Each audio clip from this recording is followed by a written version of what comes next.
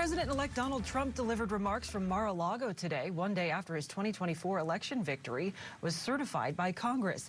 This comes 2 weeks before he's set to take office again. Joining me live from the White House this hour is Scripps News correspondent Serena Marshall. And Serena, what were your biggest takeaways from his speech today?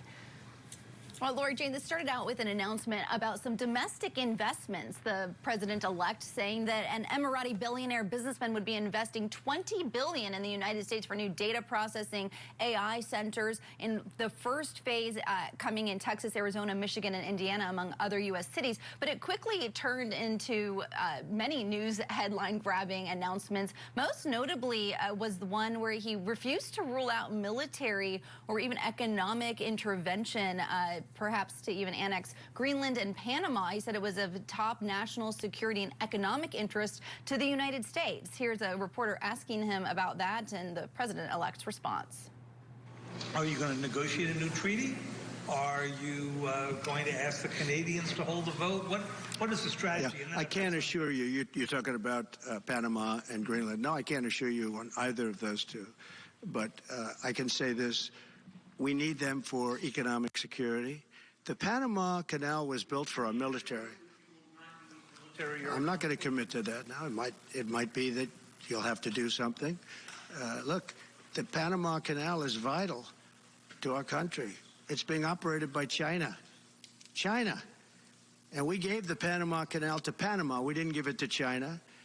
And they've abused it. They've abused that gift. It should have never been made, by the way. Giving the Panama Canal is why Jimmy Carter lost the election, in my opinion.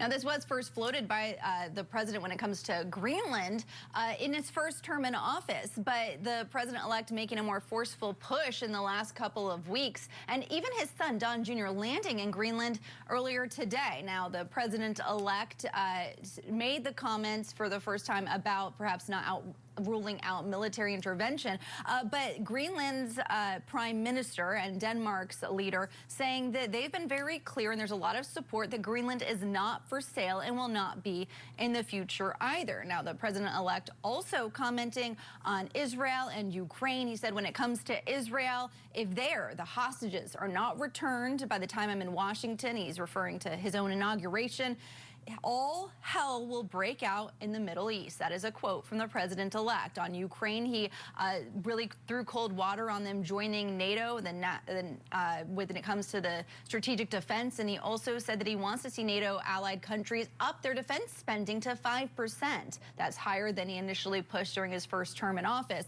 Now, when it comes to the domestic front, he spoke about January 6th, that anniversary of the insurrection on the Capitol just yesterday. He refused to say whether he'd pardon rioters, violent offenders, but he did pivot to criticize the FBI. Also seemed to imply that Hezbollah was somehow involved in the storming of the Capitol. There's no truth to that whatsoever. And he also said there were no gun charges involved with those who were at the Capitol insurrection. That also has been fact-checked as inaccurate. In fact, 174 were charged with using a deadly or dangerous weapon.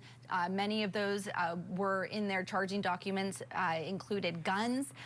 Now, when it came to President Biden, he had some criticism for the transition as well. The president announcing some offshore drilling bans, expanded his legacy on the environment, and President-elect Trump not too happy with that announcement from the current administration that came yesterday. President Biden's actions yesterday on offshore drilling, banning offshore drilling, will not stand. I will reverse it immediately. It'll be done immediately. And we will drill, baby, drill. And we're going to be drilling in a lot of other locations, and the energy costs are going to come way down.